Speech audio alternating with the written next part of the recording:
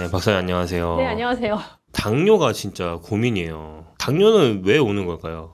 사실 당뇨 왜 오냐, 그럼 단 거 먹어서 오냐, 그렇게 물어보시는 분들이 많은데, 단 거를 먹어서 당뇨 옵니다 라고는 제가 말씀 못 드리는데요. 왜냐하면 굉장히 복합적인 요인에 의해서 당뇨라는 것이 올 수 있기 때문에 그래요. 근데 많은 분들이 우리 아버지 당뇨 있었어요, 나도 당뇨 올까요? 유전적 소인이 분명히 있습니다. 그렇지만 후천적으로 나타나는 영향이라는 게 굉장히 크게 존재하는 질환인데요. 예를 들면 나의 오랫동안 지속해온 식습관, 그게 불량하면 당뇨가 올 가능성이 높겠죠. 그리고 계속 앉아있거나 누워있는 정적인 생활습관, 그것도 마찬가지고요. 그래서 많이 움직이시고 건강하게 드실수록 당뇨가 올 수 있는 확률이 낮아지죠. 사실은 이제 당뇨 같은 거는 실제로 진단받지 않으면 모를 수 있잖아요. 이런 경우에는 조금 주의를 해줘라 할 수 있는 당뇨 전조 신호 같은 게 있을까요? 네, 사실은 제일 명쾌하게 수치로만 보면, 우리가 직장인들 다 건강검진 1년에 뭐 한 번, 2년에 한 번 하시잖아요. 그럴 때 금식하시고 건강검진센터 가시잖아요.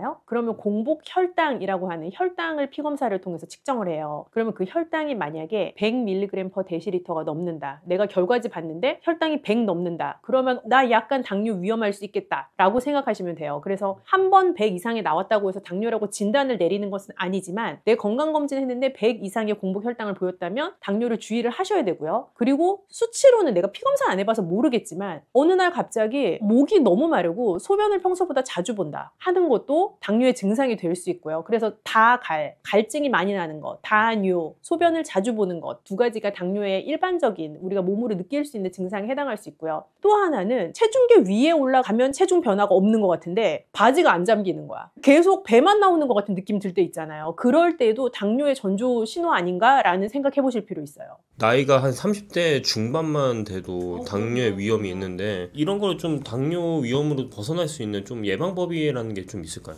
제가 서두에 말씀드린 것처럼 크게는 두 가지죠. 지속적으로 건강하게 먹을 것, 지속적으로 움직일 수 있는 나만의 방법을 찾을 것. 제가 나만의 방법을 찾을 것이라고 말씀드리는 거는, 남에게 효과가 있는 것, 남이 지속할 수 있다고 해서 내가 반드시 지속할 수 있는 건 아니에요. 예를 들면 나의 룸메이트는 하루에 7km씩 러닝을 해. 그 사람은 할 수 있지만 나는 7km씩 러닝 못 할 수 있잖아요. 그래서 나만의 방법을 찾는 게 되게 중요하고요. 그건 운동뿐만 아니라 식습관에 있어서도 마찬가지죠. 그래서 내가 평생 지속할 수 있는 건강한 나의 식습관, 건강하게 내가 운동할 수 있는, 지속할 수 있는 방법, 그 두 가지를 잘 세팅하는 게 제일 중요하다고 생각해요. 박사님은 영양 박사님이시니까 저는 영양 박사님한테 좀 이런 식단이나 이런 거 받고 싶은데, 그 당뇨에 좋은 음식이나 식재료 같은 게 또 어떤 게 있는지 좀 궁금해요. 우리가 보통 나 점심 뭐 먹지 생각할 때 무슨 재료를 먹을까를 생각한다기보다는 무슨 메뉴를 먹을까를 생각하잖아요. 그래서 좀 더 건강한 메뉴 선택법을 알려드리면, 그게 어떻게 보면은 당뇨를 예방할 수 있는 식습관이기도 하거든요. 그래서 제가 너무 많은 분들이 사실 그런 질문을 던지셔서 이 최고의 당뇨밥상이라는 책을 집필한 지가 벌써 한 4년 넘었어요. 근데 아직까지도 많은 분들이 찾으시는 책인데, 제가 보니까 어디서 보니까 이거 베스트셀러라고 나왔던 것 같아요. 맞습니다. 베스트셀러 맞고요. 여기에 보시면 당뇨에 대한 일반 사항들이 당뇨 요리법 전에 아주 상세하게 소개가 되어 있어요. 근데 제가 지금 오랜만에 책을 다시 보니까 이 39페이지에 보니 당뇨 잡는 건강한 식습관이라는 페이지가 나옵니다.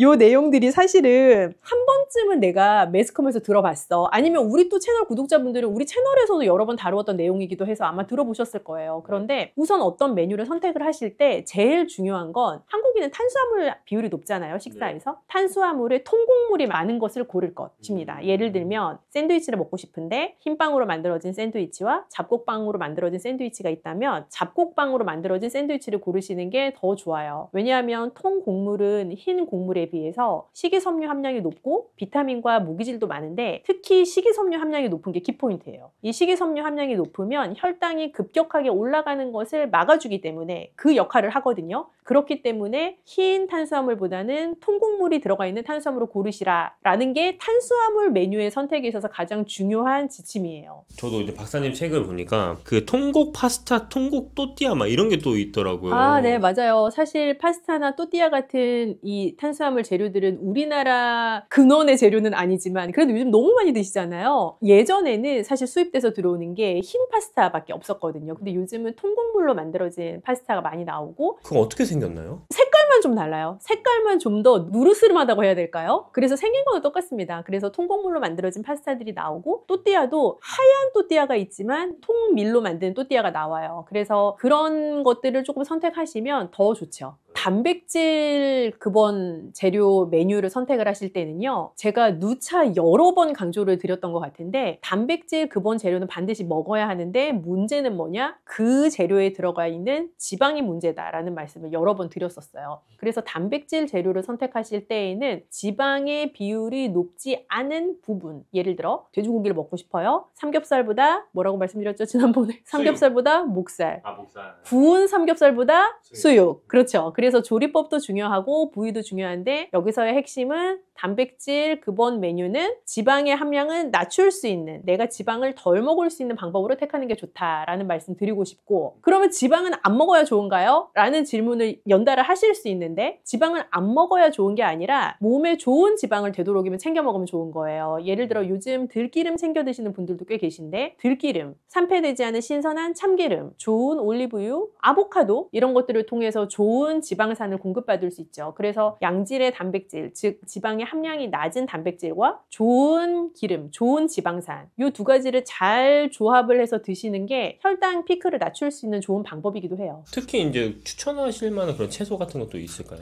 채소를 먹는 이유도 크게는 식이섬유를 충분히 먹기 위해서 먹는 것도 있고, 비타민이나 무기질 같은 미량 영양소를 섭취하기 위해서 채소를 권하기도 하는데, 채소를 드실 때는 어떤 채소가 더 좋습니다라는 개념보다 당뇨 위험이 걱정되시거나 당뇨인들께는 채소는 먹을 때 순서가 중요하다는 말씀 더 드리고 싶어요. 순서요? 채소를 먼저 드셔야 돼요. 내가 밥 다 먹고 막판에 채소를 먹는 게 아니라, 실제 밥, 뭐 파스타 이런 류의 탄수화물 혹은 뭐 닭고기, 스테이크 이런 류의 단백질을 먹기 전에 채소부터 먹는 것. 그래서 당뇨를 교정하실 때 식사의 순서만 바꾸어도 어느 만큼 효과가 있어요. 발효식품 같은 건 좀 어떻게 하나요? 발효식품은 사실 너무 권하죠. 이제 권하는데, 발효식품이라고 하면 이제 대부분의 분들이 가장 먼저 떠올리시는 게 요거트 이런 거 떠올리실 텐데요. 한편으로는 우리나라 김치도 발효식품이거든요. 그리고 우리나라 장류도 발효식품에 속해요. 그러면 김치나 장류는 뭐가 살짝 우리가 조심을 해야 돼서 이렇게 말씀을 드리는 건데, 짠 거, 나트륨. 김치는 담글 때 소금도 많이 쓰지만 지역에 따라서는 젓갈도 많이 쓰기도 하잖아요. 그래서 김치는 너무 몸에 좋은 발효식품이지만 자칫하면 나트륨을 과다 섭취하게 될 수 있는 김치의 딱 한 가지의 맹점이에요. 그래서 짜지 않은 김치는 무조건 권하고요. 그리고 뭐 요거트 같은 발효식품 너무 권해드리고요. 장류도 요즘 저염으로 나오는 것들도 꽤 있어요. 그래서 그런 거 선택하시면 좋습니다. 사실 발효식품은 짠맛으로 먹는 음식이라기보다는 먹었을 때 발효식품만이 가지고 있는 특유의 향미가 있는데, 그걸 즐기기 위해서 먹는 거다라고 생각하면 저는 저염 된장도 굉장히 좋아해요. 음료 중에서 단맛이 나는 거 좀 피하라고 말씀하셨는데, 요즘 아직까지도 제로 음료를 드시는 분이 많잖아요. 그런 건 또 어떻게 보시나요? 제로가 이제 붐처럼 한참 많이 올라왔었는데요. 사실 제로 음료도 드시면 왜 달아요? 라고 저한테 물어보시는 분들이 있거든요. 단맛이 나지 않는 거는 아니에요. 다만 당을 기존에 우리가 늘 음료 회사에서 쓰던 당이 아닌 대체 감미료를 썼기 때문에 그 단맛은 유지하면서도 칼로리가 0이라는 거거든요. 단맛이 0은 아닙니다. 그래서 제로 음료를 드셔도 사실은 내 마음의 위안일 뿐, 요즘 최근에 발표되는 연구 결과들을 보면 뭐 혈당 상승이나 뭐 체중을 늘리는 데는 크게 다르지 않은 영향을 가지고 있어요. 그러면 오히려 지금 알려지지 않은 더 많은 문제가 있을 수도 있는 거네요. 저 개인적인 소견은 사실은 할머니부터 먹어온 식재료가 올바른 식재료라고 생각하기 때문에, 우리가 대체 감미료라는 것을 접하기 시작한 거는 사실 그렇게 긴 기간이 되지는 않았거든요. 양을 좀 더 줄이고 차라리 내 입의 즐거움은 이전의 재료로 추구하는 것이 맞지 않나 하는 생각이에요. 당뇨 있는 분들이 반드시 피하거나 제한해야 될 음식이 또 있을 것 같아요. 우선 단 음료는 조금 피하시면 좋을 것 같아요. 단 음료부터 강조를 드리는 이유는, 제가 환자 상담을 해보면 많은 경우에 어제 뭐 드셨어요? 그렇게 여쭤보면 아침은 뭐 먹고 점심은 뭐 먹고 하면서 쭉 메뉴를 말씀하시는데 뭘 마셨는지는 얘기를 안 하세요. 그러니까 본인이 잘 기억 못 하세요. 그리고 음료나 물을 마시는 거는 굉장히 습관적으로 액체를 마시는 거고, 내가 씹는 과정 없이 내 몸으로 받아들이는, 먹는 거잖아요. 그렇기 때문에 내가 뭘 먹고 나면 어제 뭐 먹었지? 하는 거는 기억을 되살리면 하면 생각이 날 수 있지만 어제 뭘 마셨지라는 거를 생각하려면 잘 기억이 안 나요. 그래서 단 음료에 익숙해져 있는 당뇨 위험인들일수록 음료에 대한 것을 약간 자각하면서 이거는 먹어야지, 얘는 피해야지 하는 의식을 좀 가지시면 훨씬 좋다라는 의미에서 단 음료부터 피하시면 좋다라는 걸 강조로 드리고 싶고요. 요즘 뭐 사과 주스, 막 케일 주스 이런 것처럼 주스 같은 것도 있잖아요. 그런 것도 그럼 피해야 하는 게 맞는 건가요?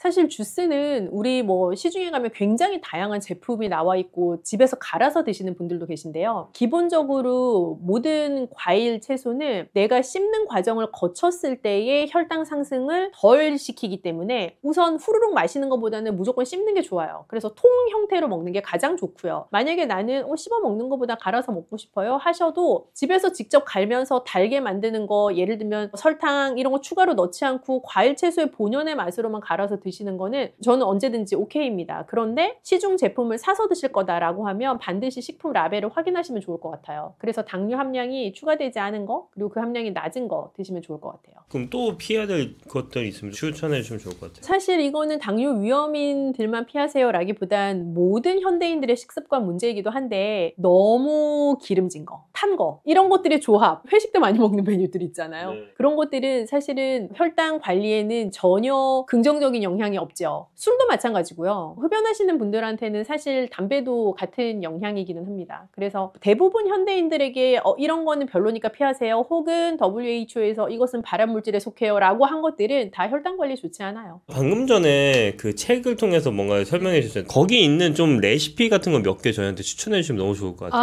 안 그래도 제가 최근에 뵌 분이 당뇨 도시락을 싸가지고 회사를 다니시는 거예요. 이분이 그래요? 건강검진했는데 당뇨 정말 이제 이러시면 큰일 나요의 직전 상태에 오셔서 자각을 하셨어, 드디어. 그래서 도시락을 싸가지고 다녀서 제가 안 그래도 이 메뉴를 소개해드렸어요. 이 세 가지 메뉴를 우선 추천을 드리고 싶은데 1번은 이 콜리플라워 김치볶음밥이에요. 김치볶음밥은 뭔지 우리나라 사람들 너무 다 알고 다들 좋아하시잖아요. 네.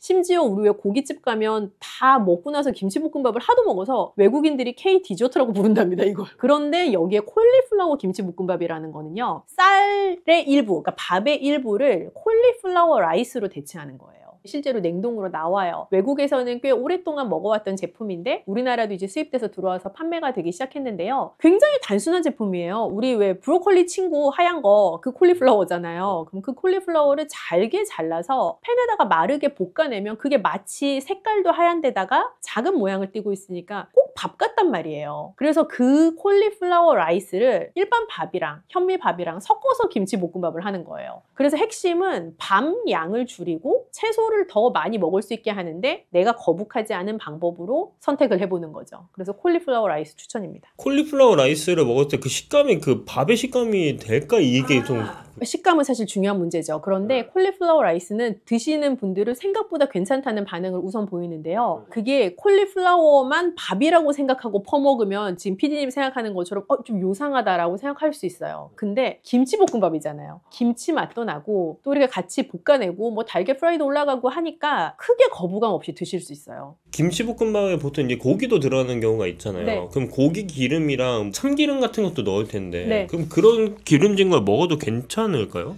그 정도 들어가는 거는 괜찮고요. 사실 당뇨인들에게 가장 먼저 드리는 1번 지침이 당 섭취에 주의하는 것, 즉 탄수화물 섭취에 주의하는 것인데 이 콜리플라워 김치볶음밥 같은 경우는 밥의 양을 줄이고 채소 섭취를 늘릴 수 있는 방법으로 추천드리는 방법이고요. 기름지지 않게 드시면 사실은 더 좋겠죠? 또 혹시 메뉴 하나 더 이것은 저의 최애 메뉴에 해당하는데 케일 양배추 쌈밥 보기만 해도 엄청 먹음직스러워 보이는데? 다음 해드릴게요. 네. 케일이랑 양배추 잎을 잘 데쳐서 거기에다 밥을 넣고 말아내는 요리인데 사실 되게 어떻게 보면 손이 많이 가요. 우리가 김밥 할 때도 손이 많이 가는 것처럼 밥을 하나하나 그 이파리 위에 놓고 말아야 되니까 번거로울 수 있는데요. 그만큼 밥 한 번 먹을 때 케일 한 장, 양배추 한 장씩 먹을 수 있는 아주 괜찮은 메뉴죠. 그리고 안에 넣으시는 밥도 흰밥보다는 뭐 예를 들어 렌틸 콩밥을 넣으시거나 현미밥을 넣으시거나 하는 것으로 좋은 탄수화물과 채소를 같이 섭취할 수 있는 메뉴예요. 여러 채소가 있는데 왜 굳이 케일이랑 양배추를 싸 먹으라고 하느냐라고 이제 물으시면 사실 케일이랑 양배추는 식이섬유소 함량이 굉장히 높은 채소예요. 그래서 만약에 이런 비슷한 쌈밥을 돌돌 많은 걸 로메인이나 상추에다 말아라라고 하면 얘가 찢어지기가 쉽고 예쁘게 모양이 안 나온단 말이죠. 근데 양배추나 케일은 탄탄한 식이섬유 조직이 안에 딱 들어있기 때문에 밥도 예쁘게 말아지기도 하고 내가 먹을 때 일단 기분이 좋잖아요. 그러니까 거부감 없이 채소도 많이 먹을 수 있기도 하고요. 또 양배추는 속도 편안하게 해주기도 하고 케일은 우리가 여러 번 강조드렸던 것처럼 식이섬유소도 높지만 눈을 좋게 해주는 루테인 함량도 높단 말이죠.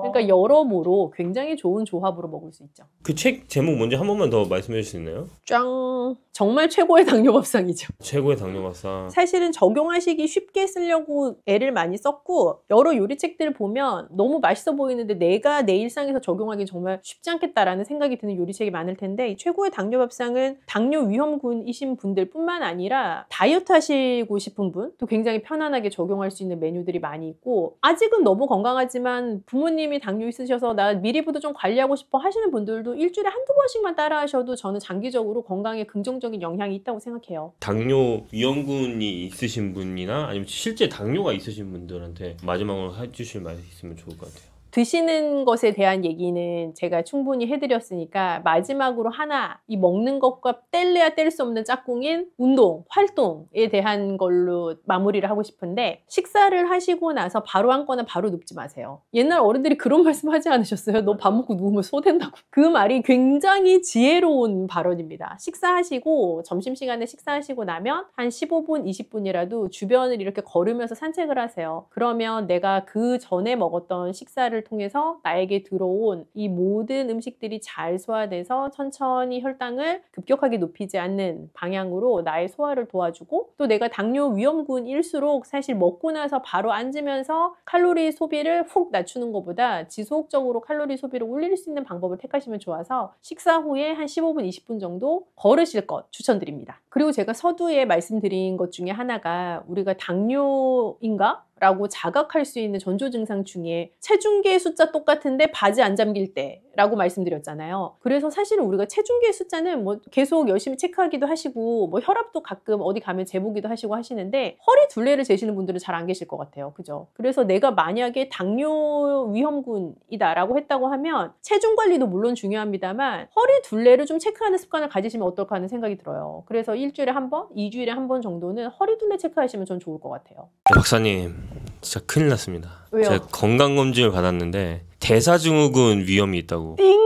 진짜요? 네. 허리둘레 부분이 약간 위험하다고 하더라고요. 처음 그런 말씀 들어보셨어요? 대사증후군이라는 말 자체를 제가 처음 들어봤거든요. 대사증후군이라는 단어를 우리 건강검진 받으면 결과지에 되게 애매하게 써있는 약간 뭐 혈압도 약간 위험군, 혈당도 위험군, 대사증후군 해당자입니다. 뭐 이런 멘트들이 써있는 분들이 있는데 그러면 중병 걸린 줄 알고 생각하시지만 대사증후군이라는 것은 대사증후군 이렇게 두 가지 단어로 쪼개볼 수가 있어요. 그래서 영어로는 메타볼릭 신드롬이라고 부르는데 이 신드롬이라고 끝나는 것들은 질병이 아니라 그런 증상의 복합체라는 거예요. 그래서 대사증후군이라는 건요 5가지 진단 기준이 있어요. 5가지 중에 3가지 이상 해당되시면 대사증후군입니다. 근데 대사증후군이라는 말을 들었을 때 좀 경각심을 가지셔야 되는 이유는 가만히 내버려 두면 고혈압, 당뇨로 진행될 가능성이 굉장히 높아요. 비대사증후군보다 현저히 높습니다. 그러면은 살던 대로 계속 살면은 아까 말씀하셨던 고혈압, 당뇨 바로 걸릴 수 있어요. 제가 내일 걸린다고 말씀 안 드리지만 나이가 들면 굉장히 고혈압, 당뇨로 진행될 가능성이 높지요. 방금 5가지라고 말씀하셨는데 5가지 어떤 건지 좀 말씀해 주실 수 있나요? 5가지 중에 3가지는 이제 피검사를 통해서 나오는 수치들이고요. 피검사가 아닌 것부터 말씀드리면 일단 허리둘레. 피디님이 지금 위기에 봉착한 허리둘레 있고요. 그리고 혈압. 허리둘레와 혈압이 있고요. 그리고 건강검진 가면 피 뽑으시잖아요. 거기에서 나오는 여러 지표 중에 중성지방, 공복혈당, HDL 콜레스테롤이라고 하는 우리가 소위 좋은 콜레스테롤이라고 부르는 지표들이 해당을 해요. 그래서 그 지표가 특정한 기준을 넘어가게 되거나 혹은 특정한 지표에 못 미치게 되면 경고 메시지가 뜹니다. 그럼 내가 5개 중에 3개 이상이 해당을 하면 나 살짝 위험한데? 라고 생각하시면 돼요. 이런 대사증후군이라는 거를 건강검진 받아보니까 알았거든요. 그런 거 없이도 알 수 있을 만한 몸에서 주는 신호가 있을까요? 사실 정확하게 내가 아무 측정도 하지 않았는데 지났는데 오늘 대사증후군인가 봐 이렇게 생각하실 수 있는 방법은 없는데요. 다만 이게 대사적으로 정상적이지 않은 루트로 진입하는 초기 단계이기 때문에 내가 스스로 느낄 때 약간 피곤함이 몰려오거나 여성분들은 붓는다라는 표현도 쓰시는데 몸이 약간 붓는 것 같은 느낌이 드실 수도 있어요. 그래서 조금이라도 전조 신호가 있으면 간단하게 할 수 있는 검사들이니까요. 검사를 한번 해보시는 걸 전 추천드려요. 허리둘레는 몇 cm 기준으로 했을 때 위험하다, 안 위험하다를 알 수 있을까요? 허리 둘레는 남자는 90cm 이상, 여자는 85cm 이상이면 위험할 수 있어요. 젊은 사람들이 자꾸 이런 게 많이 생기고 있는 것 같아요. 그래서 이런 대사증후군에 걸린 사람이 늘어나는 이유가 뭘까요? 사실은 대사증후군이라는 용어가 생긴 지도 그렇게 오래되진 않았어요. 그래서 대사증후군이라는 건 당신은 당뇨인은 아니고 고혈압인은 아니지만 이러시면 큰일 나요를 경고하기 위해서 만들어진 또 다른 어떤 전 단계의 워닝이라고 생각을 하시면 좋겠는데요. 대사증후군이 해당되는 분들이 많아지는 건 당뇨가 걸리는 분들이 많아지는 거랑 사실 일맥상통하죠. 불규칙한 식습관, 별로 건강하지 않은 식습관, 많이 안 움직이는 동적이지 않은 이 정적인 우리의 생활습관 이런 것들이 다 한데 뭉쳐서 대사증후군 진단을 받게끔 하고 계속 관리하지 않고 내버려 두면 당뇨도 되고 고혈압도 되고 하는 거죠. 그럼 대사증후군이라는 거가 어떻게 보면은 만성질환 바로 직전에 알려주는 경고 신호라고 볼 수 있겠네요. 맞아요. 그래서 대사증후군이라는 진단을 받으신 분은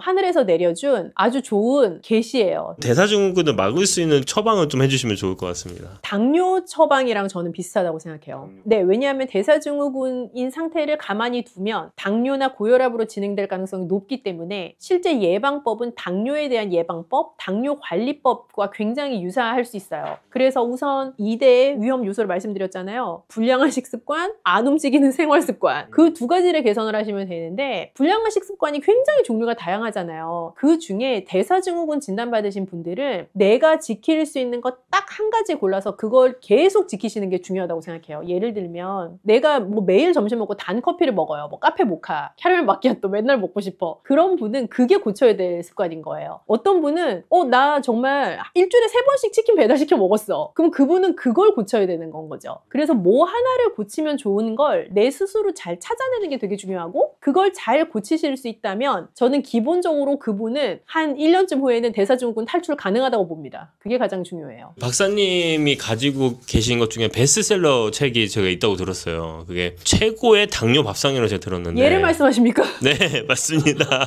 최고의 당뇨 밥상을 대사증후군 얘기하는데 제가 꼭 소개시켜 드리고 싶었던 이유는 대사증후군 내버려두면 뭐 된다고 말씀드렸죠? 당뇨, 고혈압. 맞아요. 그래서 당뇨 관리식 자체가 대사증후군을 예방하고 관리하는 식사랑 맞닿아 있고 사실 맞닿아 있는 정도가 아니라 정확히 일치한다라고 봐도 맞는 말이기 때문에 최고의 당뇨 밥상에 나와 있는 레시피들 그리고 앞에 잘 정리되어 있는 당뇨에 대한 이론들을 한번 보시면 좋을 것 같아요. 제일 앞에 보시면 당뇨와 대사증후군의 관계에 대해서 나와 있어요. 26페이지. 당뇨와 뗄래야 뗄 수 없는 대사증후군 이라는 게 있지 않습니까? 이거 지금 보고 계신 분들은 정지 버튼 눌러서 한번 보셔도 괜찮을 것 같네요. 되게 잘 정리가 되어 있고 대사증후군 진단받았지만 당뇨는 남 얘기야 라고 생각하신다면 그렇지 않다는 것을 알려드립니다. 레시피 같은 것도 혹시 있나요? 레시피가 뒤에 아주 많죠. 그 중에 대표적으로 몇 가지만 좀 소개해 주시면 좋을 것 같아요. 그럴까요? 네. 여기에 보시면 몇 가지 맛있어 보이는 메뉴들이 있는데 대사증후군은 만성질환 중에서도 가장 마일드하기 때문에 제가 제일 맛있는 거 몇 개 추천해 드립니다. 네. 우선 이 이게? 연어 스테이크. 연어는요 오메가3가 굉장히 풍부한 생선이에요. 그래서 우리가 대사증후군 관리하거나 당뇨 관리할 때 좋은 지방산을 드시라라는 말씀을 드리면 대부분 들기름, 참기름, 뭐 아보카도, 올리브유 이런 위에 진짜 기름을 생각하시는데 연어를 섭취함으로써 좋은 오메가3와 아주 양질의 단백질을 같이 먹을 수 있죠. 그리고 지금 요리에도 보시면 각종 아스파라거스 그리고 양파, 방울토마토 같은 작은 채소들이 같이 이렇게 구워져 가지고 되어 있거든요. 이렇게 같이 구워서 드실 수 있는 요리죠. 연어 스테이크 강력 추천이고요. 그 다음은 비슷한 느낌인데 연어 말고 요거 제가 좋아하는 거 닭다리살 스테이크. 이 소스에 들어간 거 제가 읽어드려 볼게요. 몸에 안 좋은 거 있겠는지 생각해 봐봐요. 간장, 올리고당, 식초, 전분, 청양고추, 물 끝! 저는 사실 닭가슴살보다 닭다리살을 좋아하는 파인데 껍질 붙어있는 닭다리살을 사용을 하셔도 좋지만 이 닭고기가 되게 오묘한 식재료거든요. 닭 껍질이 붙어 있을 때와 닭 껍질이 없을 때 닭고기가 가지고 있는 지방 함량이 굉장히 차이가 많이 나요. 닭 껍질 너무 좋아 맛있겠어 하시는 분들은 그대로 드셔도 좋지만 뭐 나는 껍질 뭐 그냥 안 먹어도 돼 라고 하시면 벗기고 조리하시면 더 좋죠. 그래서 닭다리살 껍질 벗겨서 밑간해가지고 잘 구우시고, 여기도 보면 브로콜리, 방울토마토, 양배추 이런 거 같이 구워져 있거든요. 그래서 닭고기랑 같이 채소를 드실 수 있는 좋은 메뉴입니다. 이건 저희 그 비장의 메뉴인데 한 번도 들어보신 적이 없을 수가 있어. 짠! 토마토 국수. 토마토 국수요?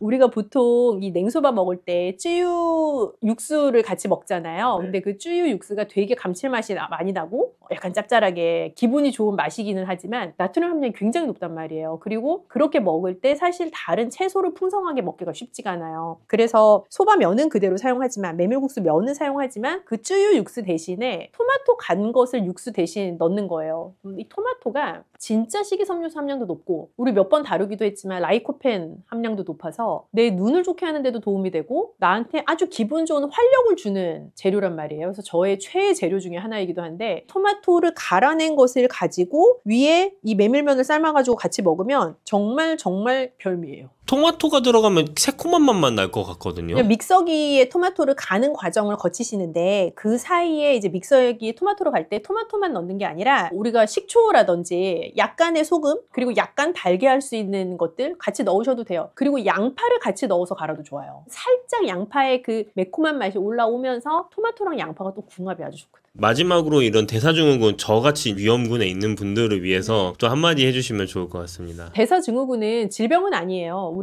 제가 말씀드린 것처럼 신드롬으로 끝나는 것들은 증상의 복합체인 거지, 우리가 그 대사증후군을 정말 디지즈라고 부르지 않거든요. 그래서 질환은 아니기 때문에 어찌 보면 너무 다행인 거예요. 미리 알게 됐잖아요. 선제적인 예방 조치가 가능한 단계입니다. 그래서 내가 뭘 고치면 될지 한 가지씩 잘 생각해 보시고 그 한 가지를 정하시면 작심삼일이 돼도 좋으니 선택한 한 가지를 꾸준히 지속적으로 지킬 생각하시면 장담하는데 다음번 건강검진에서 대사증후군 탈출하실 수 있어요.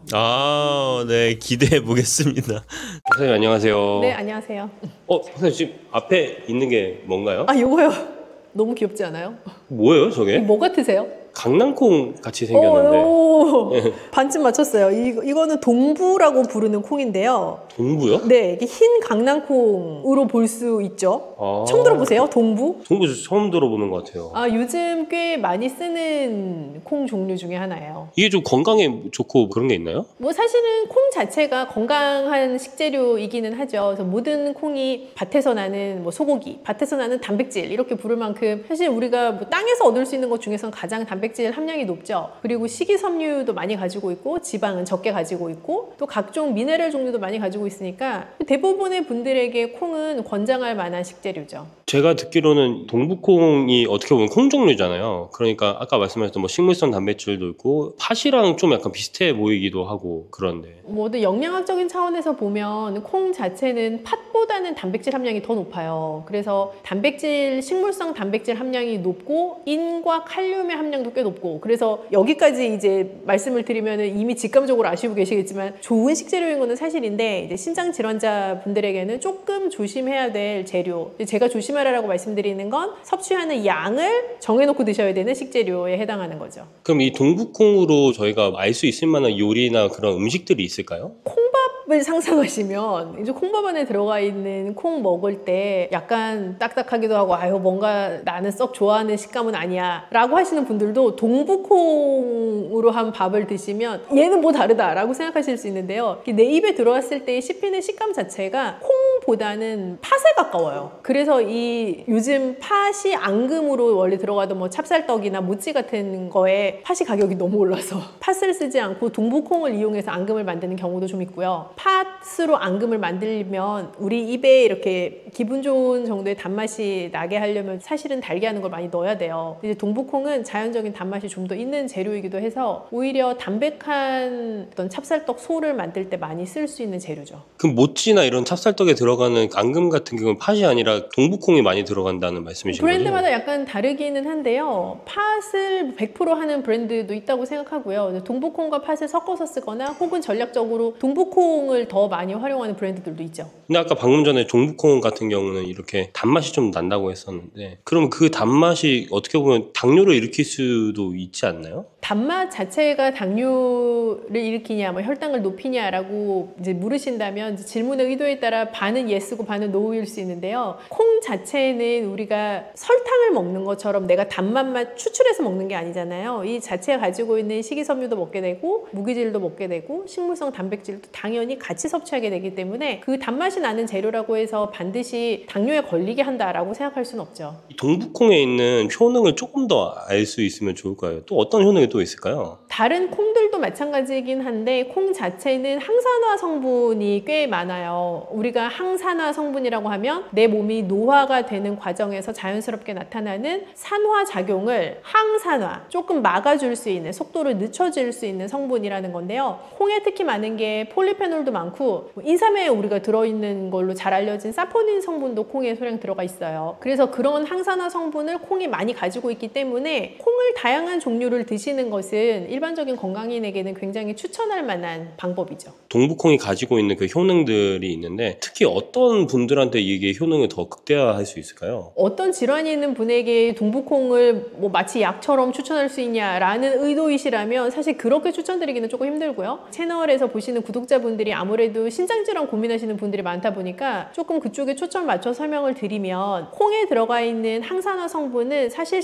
신장질환자분들에게도 매우 필요해요. 그래서 모든 사람은 나의 세포의 산화작용 자체를 늦춰줄 수 있는 항산화 성분이 필요하기 때문에 항산화 성분이 충분한 식재료를 선택하시는 건 매우 중요하고 그런 면에서 동북콩, 콩 추천할 만한 재료이지만 너무 많은 단백질을 먹게 되면 신장에 부담이 갈 수가 있잖아요. 그래서 그 드시는 양 자체를 잘 조절하는 것이 중요한 거죠. 모찌에 있는 성분 중에 하나가 찹쌀도 있잖아요. 그쵸. 뭐 모찌에 있는 어떤 모찌뿐만 아니라 모든 떡의 가장 중요한 재료 중에 하나가 쌀이죠.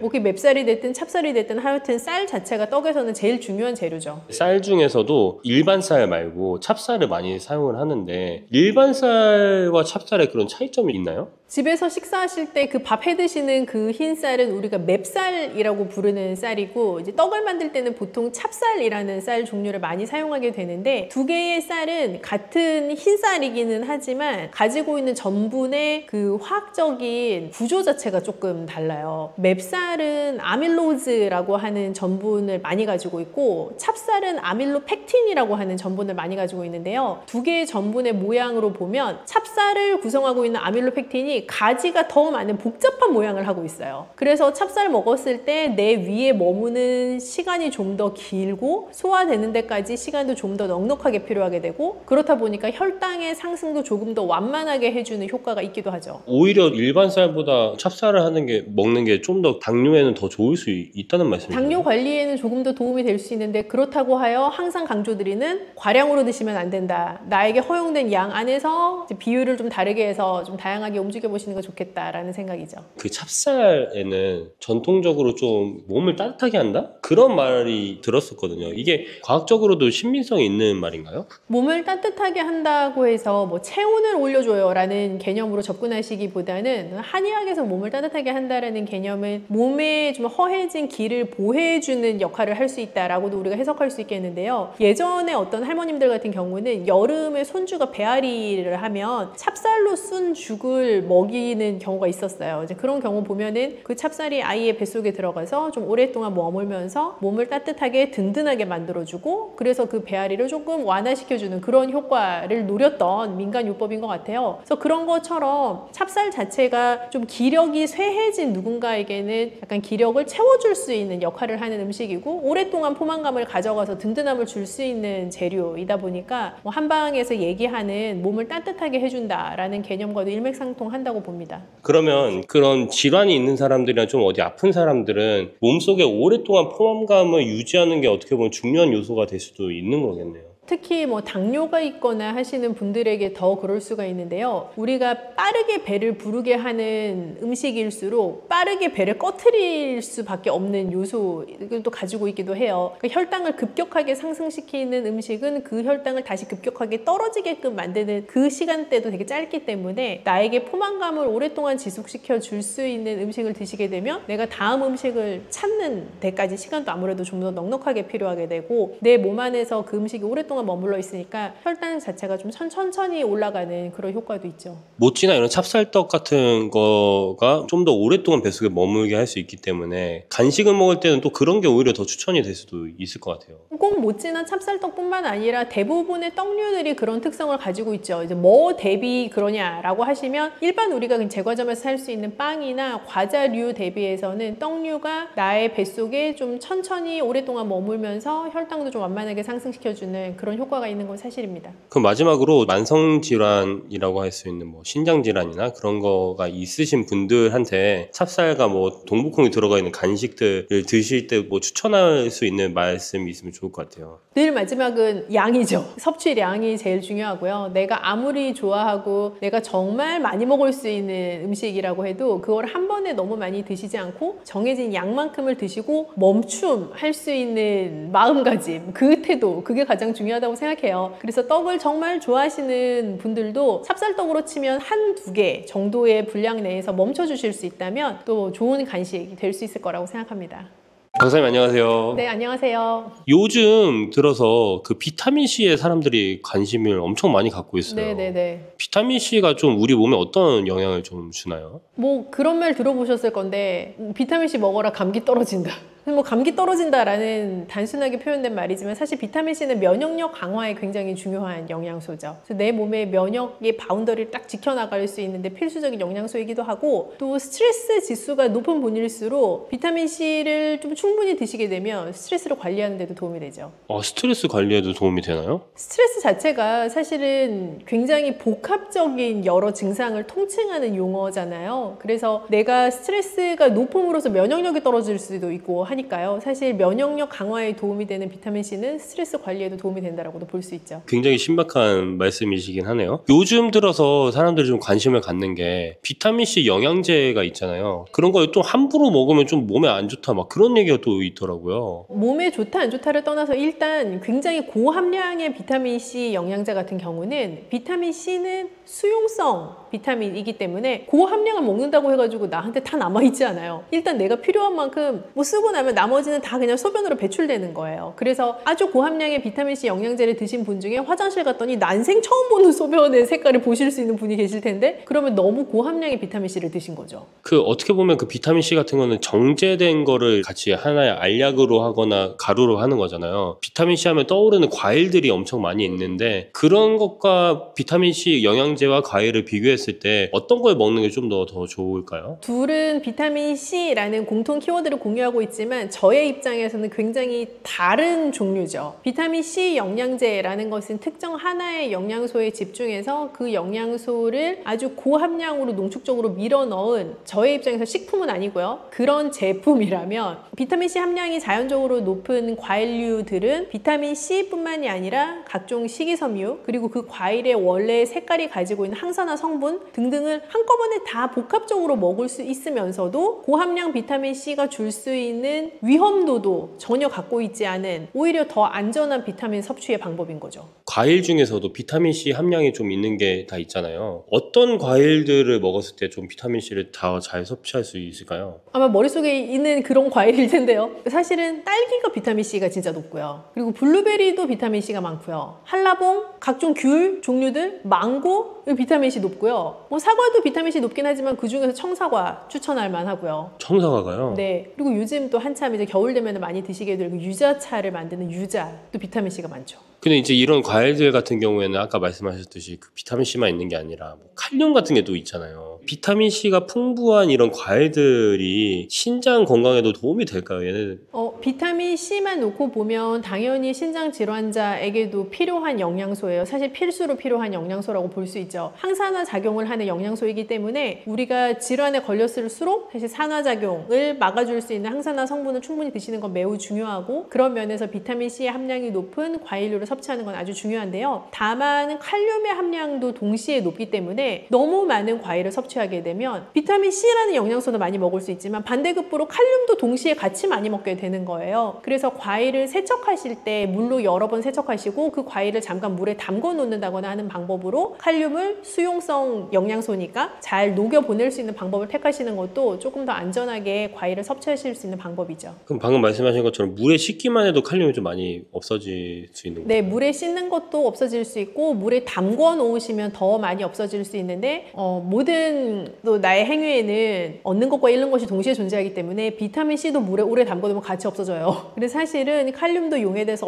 없어질 수 있고 비타민 C도 물에 닿으면서 같이 없어질 수 있는 영양소에 해당하긴 합니다. 그럼 대체 어느 정도로 씻어야 될까? 이런 또 고민이 또 많이 생기는 것 같아요. 사실은 농약에 노출되었을 가능성이 높은 종류의 과일이나 칼륨의 함량이 높은 종류의 과일일수록 이제 물에 뭐 한 30분 정도 담가 놓아라라고 지침을 드리기는 하고요. 그런 지침을 좀 따라서 섭취를 하시게 되면 칼륨을 상대적으로 좀 낮추어서 먹을 수 있다라는 방법인 것은 확실하지만 여기서 더 중요한 것은 많이 드시면 말짱꽝이다라는 거죠. 그래서 정해진 양만큼 드시는 게 중요합니다. 그 정해진 양이 찹쌀떡 하나만큼 막 70g 이렇게 작은 양은 아니겠죠? 그렇게 딱 잘라서 말씀드릴 수는 없겠고 뭐 사실 블루베리라고 하는 과일로 생각해 보자면 그건 우리가 표준화된 사이즈가 머릿속에 각자 있으시잖아요. 수박만한 블루베리를 상상하시는 분은 안 계시니까 그래서 블루베리 같으면 한 줌 정도 괜찮을 것 같아요. 블루베리 한 줌 정도 다른 과일들도 약간 그 정도 양이 종이컵 한 반컵 정도 해당하는 양 정도에 해당한다고 보시면 될 것 같아요. 방금 말씀해 주셨던 그 과일들 중에서 망고나 한라봉 같은 경우도 있잖아요. 근데 여기는 칼륨이 좀 압도적으로 많다고 맞아요. 들었거든요. 망고나 한라봉은 칼륨 함량이 좀 높은 편이어서 섭취하실 때 조금 더 주의를 하시면 좋은데 사실 껍질을 다 벗겨내고 우리가 과육만 먹는 과일이잖아요. 그래서 담궈놓기도 애매한 거예요, 얘가. 그래서 뭐 어떻게 줄일 수 있는 방법 자체도 사실은 잘 없어서 망고나 한라봉을 드실 때는 양이 정말 핵심이죠. 그런 그 얘네들도 아까 한 줌 정도의 양이면 좀 반 개 정도. 반개도 양이 꽤 많다고 저는 네, 그래서 반 개를 몇 개 드시면 안 되고요. 하루에 반 개 정도. 하루에 반 개 정도. 그럼 이 과일에 있는 성분 중에서 비타민 C도 있고 칼륨도 있지만 천연당이라는 게 또 있잖아요. 이런 혈당이나 체중 관리하는데 이런 걸 먹으면 또 부담이 될 수 있을 것 같아요. 천연이라는 단어가 붙어있긴 하지만 천연당도 당은 당이에요. 그죠? 그래서 분명히 혈당을 올리게 하는 요소인 거는 맞고요. 다만 우리가 과일을 섭취할 수 있는 여러 방법이 있는데 극단적인 것부터 얘기하면 뭐 과일 잼 그리고 과일을 주스로 갈아 먹을 수도 있겠고 그 과일을 뭐 착즙기로 내려 먹을 수도 있겠고 아니면 생 과일을 그냥 먹을 수도 있겠고 등등의 여러 방법으로 과일을 다양하게 섭취하실 수가 있는데요. 통 과일 그 자체를 먹는 게 과일에 있는 천연당도 드시지만 식이섬유도 같이 드시고 항산화 성분도 같이 드시기 때문에 설탕에 당만 먹는 거랑은 전혀 다른 거죠. 그래서 천연당이기는 하지만 과일에 부가적으로 들어가 있는 다른 여러 요소들과 결합이 되면서 당을 올릴 수 있는 그 속도가 현저하게 낮아지죠. 사과나 뭐 블루베리 이런 거 같은 거 껍질째 먹기도 하잖아요. 오히려 그렇게 껍질째 먹는 게 더 좋을 수도 있는 거예요. 그렇죠. 사실은 껍질에 들어가 있는 영양소가 굉장히 밀집적으로 들어가 있기 때문에 뭐 블루베리를 껍질을 까드시는 분은 없지만 사과는 주로 우리가 깎아서 드시잖아요. 근데 잘 세척을 하셔서 껍질째 드실 수 있으면 더 좋아요. 근데 유자나 이런 것들은 껍질째 먹기는 쉽지 않을 것 같아요. 그런 거는 이제 각자 하시는 건데요. 껍질째 못 드시죠. 사실 그런 뭐 유자, 레몬 이런 류의 단단한 시트러스류에 해당하는 거는 껍질을 드시지는 않죠. 제가 듣기로는 과일마다 그 색깔이 다 다르잖아요. 색깔마다 그 주는 효능이나 느낌이 다르다고 했는데 어떤 게 있나요? 과일도 그렇고 채소도 그렇고 고유의 컬러를 가지고 있는 이제 식물성 재료들은 다 그 고유의 컬러마다 정해진 이름들이 있는